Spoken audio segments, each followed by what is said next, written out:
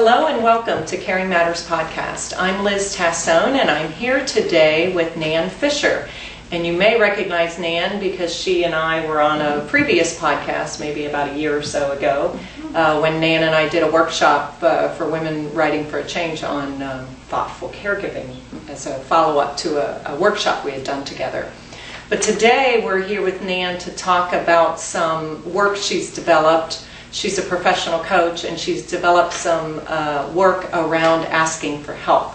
So we thought caregivers need to be reminded that they're not alone in this, and that there are folks around that would be more than happy to help them. So Nan's going to remind us of what she's kind of come up with an acronym that's going to help us remember how to ask for help. So talk to us a little bit about this, what you came up with. Okay.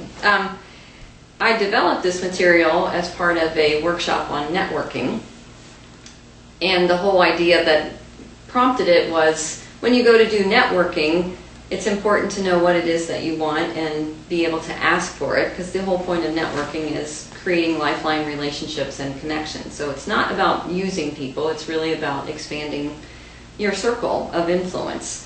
But after I developed it for that workshop, I realized in a lot of the coaching work I do, and in all kinds of life situations, there are a lot of us have trouble with asking for what we want or need. I think we've grown up in a society that values the rugged individual, and supposedly there's a lot of reward for being able to go for it on your own.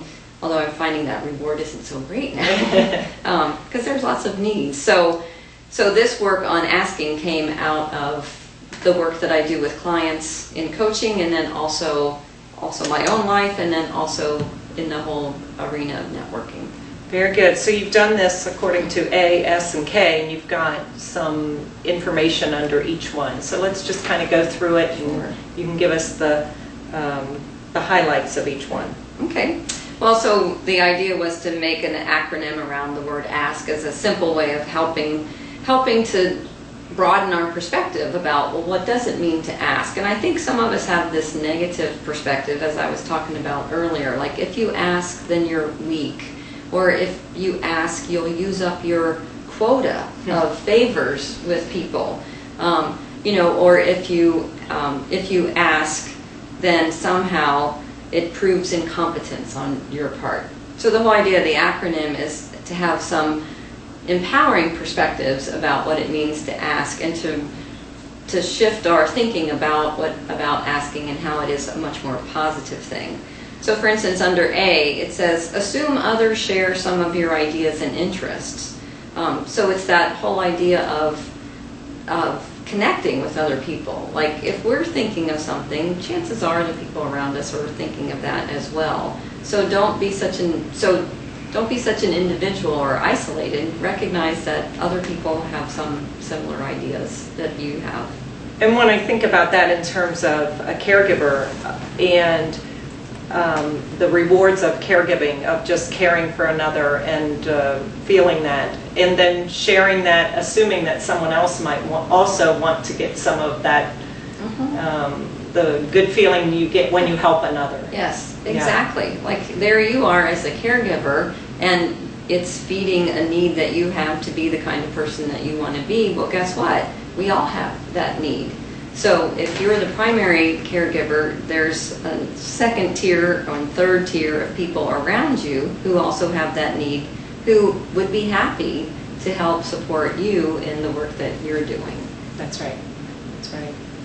And when you ask, it places confidence in other people. It says that you know they have gifts and abilities, and they can make those available for you, and also be part of the person who needs care. That's a way for them to be part of that experience too. And for the person, the care receiver, the loved one that you're taking care of, it gives them variety too, of someone else that's in their world, and something different and new to talk to, right, and so on. So I think it works both ways. Yeah, it's good. Yeah.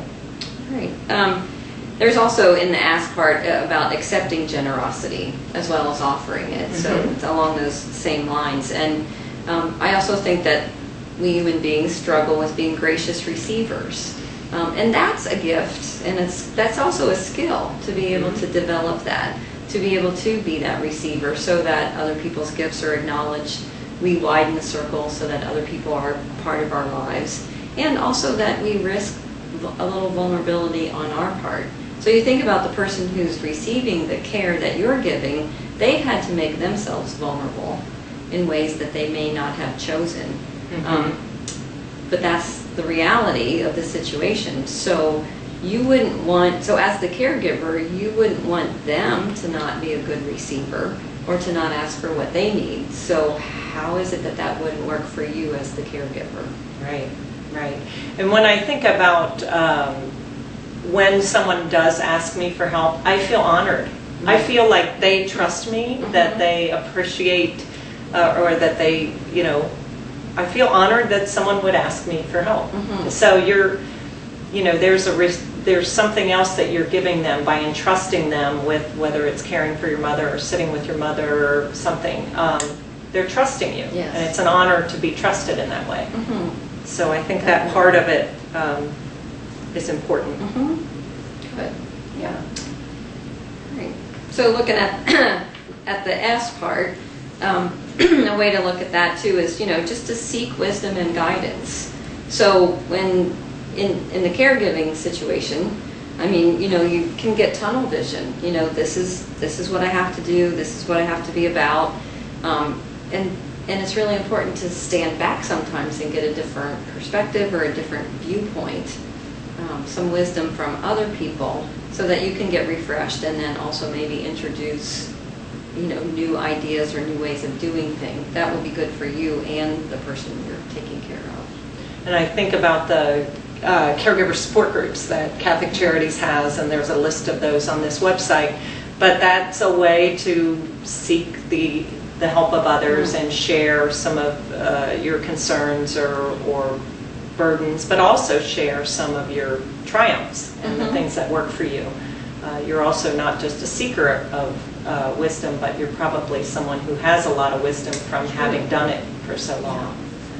And the other part of that seek, when I see your word seek wisdom and guidance, I also think of prayer and how caregivers, one of their number one things that gives them solace is seeking peace and in prayer. So seeking wisdom through prayer or quiet time too. It works for that as well. That's great. Yeah. Sometimes that's the big ask. Yes, indeed. Of the powers that be. Yes, absolutely, absolutely. And that reminds me that when I did this, it reminds me asking opens us up in a way that we sometimes need. We can get real closed and, like I said, the tunnel vision. But when we ask, it creates some space for something else to come in that wasn't there before. Right. I think that's right.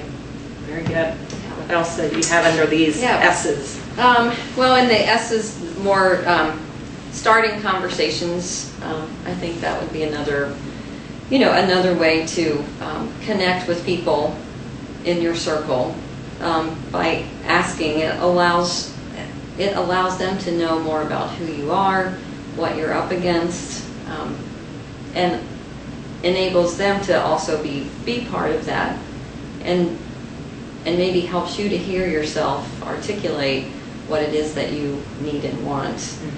Sometimes it's not until we say out loud what it is that's happening for us do we have a clue. Yeah, I think that's a good point.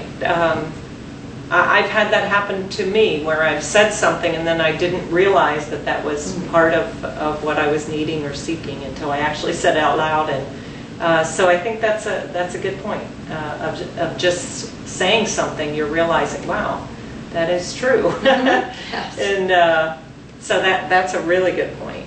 I think maybe what we'll do, since we're close to time at this point, is stop about halfway. So you've only gotten as far as the A and half the S, and you'll have to come back and for our next time we'll do part 2 and figure out the A, S, and then the K.